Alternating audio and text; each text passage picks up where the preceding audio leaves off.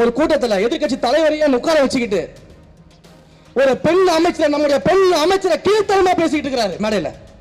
அதை பார்த்து எதிர்கட்சி தலைவர் ரசி சிரிச்சுக்கிட்டு இருக்கிறாரு மேடையில வச்சு.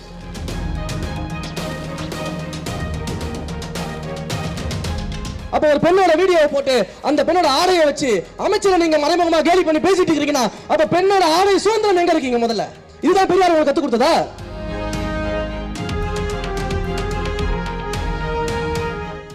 நம்ம தைரியமா இன்னும் காலத்துல வேலை செய்யணும். நிறைய வரும் இந்த மாதிரிலாம், இந்த அவதூறுகள்.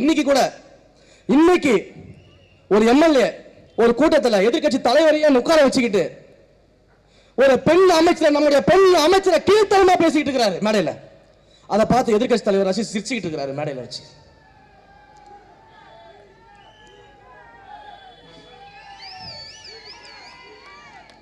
சிந்திச்சு பாருங்க. அப்ப பெண்கள் மேல இவங்க வச்சிருக்க மரியாதை என்ன, மதிப்பு என்ன?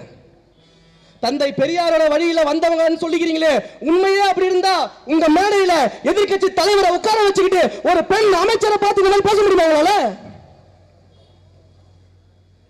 அவ்வளவு கீழ்த்தரமா பேசிட்டு இருக்கிறீங்க மேடையில. அப்படி என்ன பண்ணிட்டோம் நாங்க? நேர்மையா வேலை செய்யறது ஒரு தப்பா? உண்மையா இருக்கிறது தப்பா? மக்களுக்கு போய் வேலை செஞ்சா அவங்க கூட மக்களா நிக்கிறது தப்பா?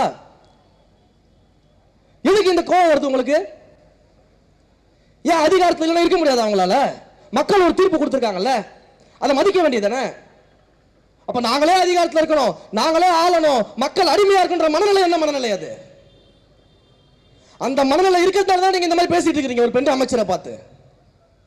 நேத்து காலையில இருந்து ஏதோ ஒரு பெண்ணோட வீடியோவை போட்டு அந்த அமைச்சரை வச்சு அவதூறா பேசிட்டு இருக்காங்க சோசியல் மீடியால ஃபுல்லா. ஏன் பெண்களுக்கு ஆடை சுதந்திரமே கிடையாதா? இதான் பெரியார் உங்களுக்கு சொல்லி கொடுத்தாரா?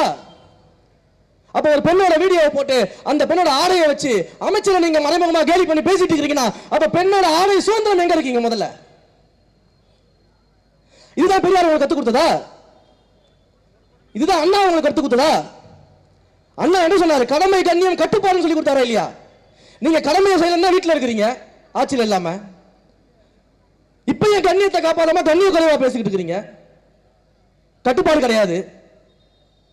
அமைச்சர்கள் யாரும் எந்திரிச்சு பேசா வரிக்கு வரி எந்திரிச்சு கீழே ஓடி வந்துடுறீங்க ஸ்கூல் குழந்தை மாதிரி.